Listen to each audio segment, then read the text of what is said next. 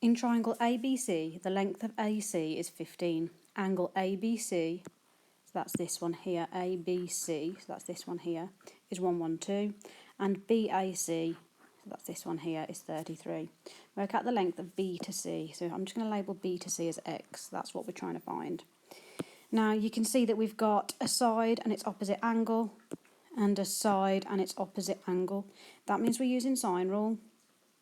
So that's going to be side over sine of the opposite angle is equal to side over sine of the opposite angle.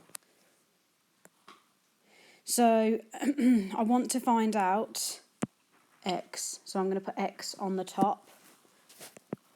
And that's why I've put the sides on the top, because we're trying to find out a side.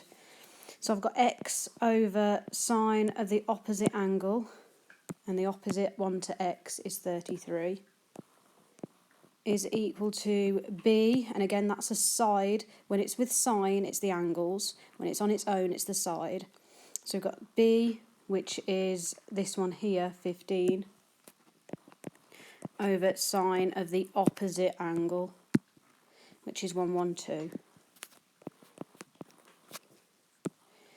So now I'm going to use balance method. Draw my line down.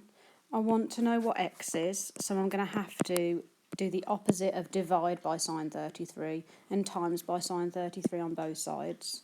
So that's going to be 15 times sine 33 over sine 112.